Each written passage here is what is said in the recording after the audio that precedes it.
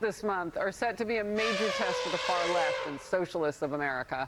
They're riding high off big wins in New York and Colorado earlier this year, and we will learn how well their message resonates in the heartland with states such as Michigan, Missouri, and Wisconsin. Coming days are going to tell what. The entire progressive squad, oh, we haven't said that word in a while because we're too busy saying Democratic Socialists, endorsed progressive Michigan Senate candidate Abdul El-Sayed ahead of tomorrow's primary, and he takes on establishment Democrat candidate Haley Stevens. El-Sayed is also backed by the controversial streamer Hassan Piker, who previously said America deserves 9/11. 60s. Piker's increasing involvement in politics has some longtime Democrats speaking out about the party's future. I am not going to be in the same party with Hassan Piker. I can tell you that right now. If he becomes a force in the Democratic Party, I'm out of here. I have no intention of ever being in the same political party with that guy.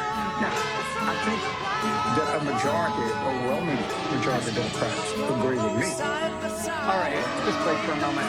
He's not on the tufted bedpost anymore. Emily, you want to know why he's wearing tufted sunglasses? Oh, yeah. It reminds me of that. Future's so bright. You gotta look. Hey, Carl is carving it out. All right, so he would not be the first to go. Former Democrat Senator Joe Manchin says far-left extremism helped drive the female out of the party. I'm waiting for the I'm waiting for the No way. My God, no. Have you seen the platform? They're for dismantling everything that we have.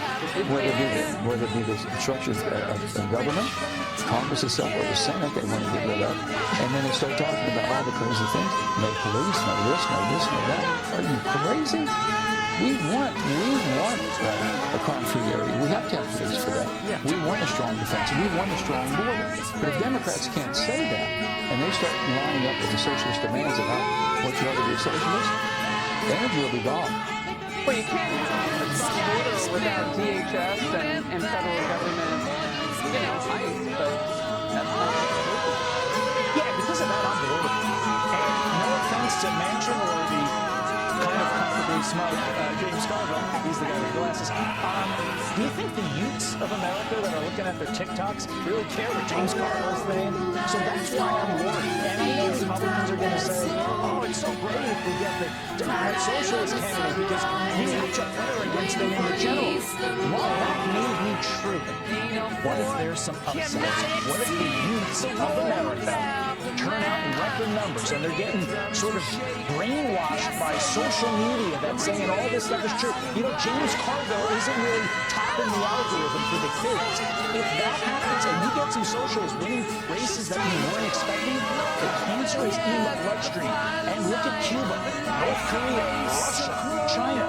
Socialism/communism, pretty tough to get out of the bloodstream. Lisa. Yeah, I think the Michigan Senate primary is the one to watch because so far these primaries have been a really deep blue district because it's not really indicative that much of the party as a whole, but the Senate primary in a state that President Trump won in 2016 and 2024 is. Also, I think Sayed could win in the general election if he ends up winning the nomination. Midterms are a protest election. The electorate is frustrated right now.